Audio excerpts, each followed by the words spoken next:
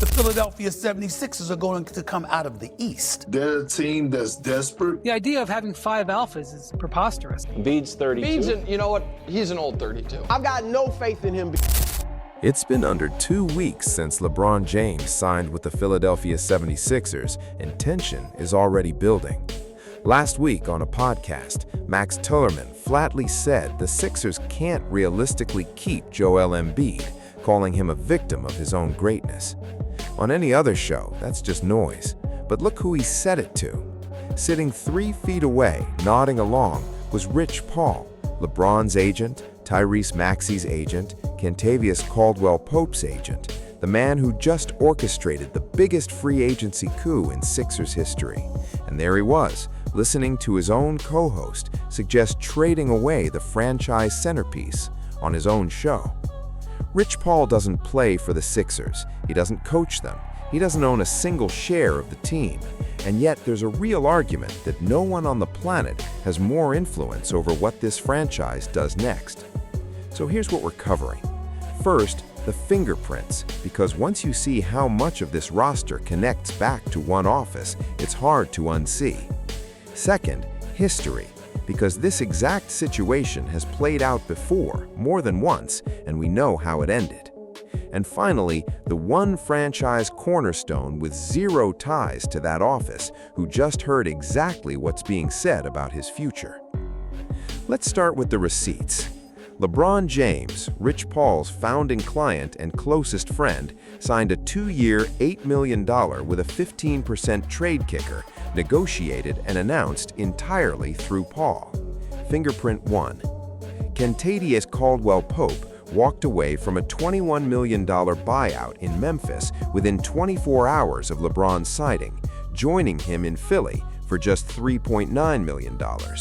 Fingerprint 2. Tyrese Maxey, the actual face of the franchise, also a clutch client, relentlessly recruited LeBron, working directly alongside Embiid, according to ESPN. The recruiting pitch moved client to client inside the same family. Fingerprint 3. And even Jaylen Brown, represented by a different agency entirely, delivered his pitch to play alongside LeBron, not to LeBron himself, but to Rich Paul, according to Shams Charania, promising there'd be no clash of egos. Even the outside star communicated through the office. Fingerprint 4. So while Kevin Durant calls this the greatest super team ever assembled, Well, 3 20-point scores on the team, they said it was unfair, which is the team I was on. They got 4 25-point scores on this team. So hell yeah, I think they're going to be a contender, man. They're going to be a great team to watch. Pay attention, because there's already tension brewing. The only coach LeBron actually spoke to throughout this entire process was Nick Nurse. Added up, 5 stars in that starting lineup, 4 of them connected through one agency in some form. This brings us to the most influential part of this story, the podcast itself. This isn't new. Back when LeBron was still a Laker, this same show broke major Lakers news, with Paul openly commenting on roster moves. Now it's doing the same thing for the Sixers. On July 3rd, before any decision was made, Paul appeared on his own show with a whiteboard of LeBron's potential landing spots and pointed straight at Philadelphia, declaring everything changed after the Jaylen Brown trade. This is an agent running his client's free agency board on national television. The eventual decision was announced through him. Even a previously secret meeting with the Cavaliers surfaced first on his show. This week's episode revealed something else. Remember Brian Windhorst's reporting that the Sixers' entire priority this summer was keeping Jaylen Brown comfortable? Rich Paul answered that question publicly himself, expressing full support without hesitation. After Draymond Green spent a week calling VJ Edgecombe the summer's biggest loser, who addressed his future earnings? Rich Paul again on his own show, assuring everyone that Edgecombe's growth and money were safe, despite not representing him. The Sixers have a president of basketball operations. They have a head coach. But right now, arguably the most authoritative voice on this team hosts a podcast with Max Kellerman. Then there's Joel Embiid, 7-time All-Star, former MVP, the longest tenured Sixer, the literal face of the process.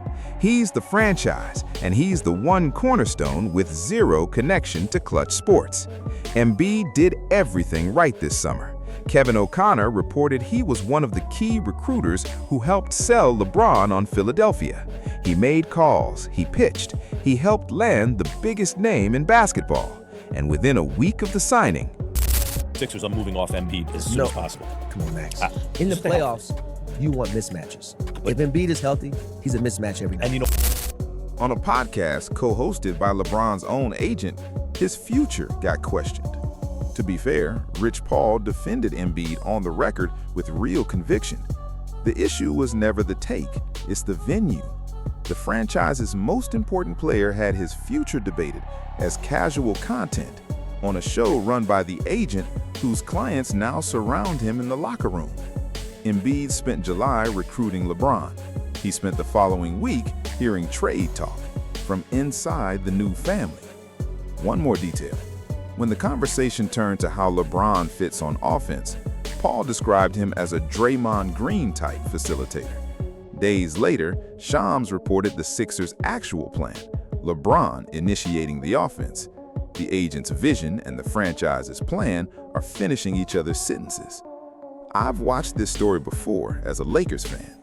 Back in December, Paul's podcast, launched through Bill Simmons' Ringer Network, spent weeks critiquing his own client's Lakers team, saying they weren't real contenders, that Austin Reeves should come off the bench. Reports said it created genuine friction inside the organization. Our January video asked one question: how does a franchise function when its most important player's agent runs public commentary on it? 6 months later, we got the answer. It doesn't. LeBron is gone, and the Lakers' Rich Paul problem solved itself. But here's what should worry Philadelphia. This didn't just follow LeBron to his new team. It evolved. In LA, Paul was critiquing a roster from outside. In Philly, he helped build it from the inside. To be fair, there was genuine reported tension in LA, stories about the Lakers not appreciating LeBron enough, frustration over trades. In Philly, none of that exists yet. Both things can be true at once, and that's exactly why nobody's asking this question yet. History gives us clear case studies. Cleveland, 2014. LeBron comes home after 4 years in Miami. Within weeks, the Cavaliers' top pick, Andrew Wiggins, gets traded for Kevin Love. 18 months later, head coach David Blatt is fired, while the team sits in first place, months removed from a finals trip. LeBron wins the title in 2016, one of the greatest comebacks in NBA history. Los Angeles, 2019, the cleanest example on record. Anthony Davis signs with Clutch Sports in September 2018. By January, he's demanding a trade through Rich Paul, and the Lakers' entire young core, Brandon Ingram, Lonzo Ball, Kyle Kuzma, Josh Hart, Ivica Zubac, picks included, gets dangled publicly for weeks. Jalen Rose said the rumors tore the locker room apart. The Lakers missed the playoffs. Magic Johnson resigns abruptly on the final day of the season.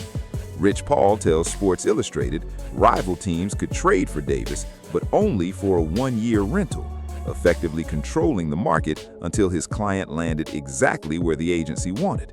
It worked. The Lakers win a title in the bubble. But look at what came after. In 2021, the Russell Westbrook trade. Who actually drove that deal is still disputed. Whatever the truth, the Lakers finished 33-49, their only losing season in 7 years, and Frank Vogel is fired the next morning, 2 years removed from a championship. And here's the chapter nobody talks about: what happens after LeBron leaves. Both times he left Cleveland, they finished 1963, the exact same record, a decade apart. LeBron and Clutch don't just reshape an organization while he's there, they hollow it out for whenever he's gone. Philadelphia signed up for that ending too, and it's already scheduled. This is a 2-year deal, and LeBron has called it his final contract. To be fair, the counter-argument is strong. Cleveland's turnover led to a title. The Davis fallout led to another. LeBron's teams don't fail. That's never been the pattern. What consistently fails is the organization around him. Map that onto Philadelphia.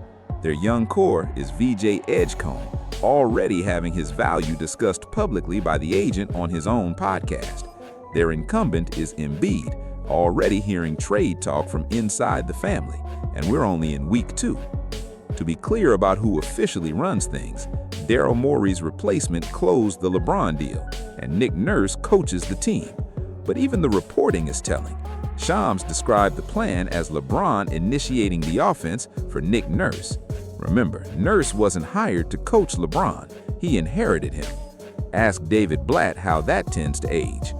And the dominoes keep lining up. Ben Simmons. Paul recently pitched his reinvention as a $30 million stretch 5 on his own show, and Simmons himself told Men's Health he might return to Philadelphia. To be precise, no team has shown real interest in Simmons yet. This is speculation. But the client named the city, the agent built the pitch publicly, and the roster has the exact hole he'd fill.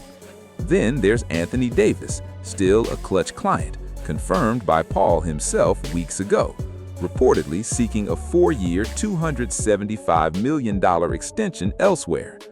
When Kellerman brought up Davis to Warriors rumors on that same episode, Paul simply said he didn't know anything about it. Even the denials now run through the show. Here's the fair take, because it cuts both ways.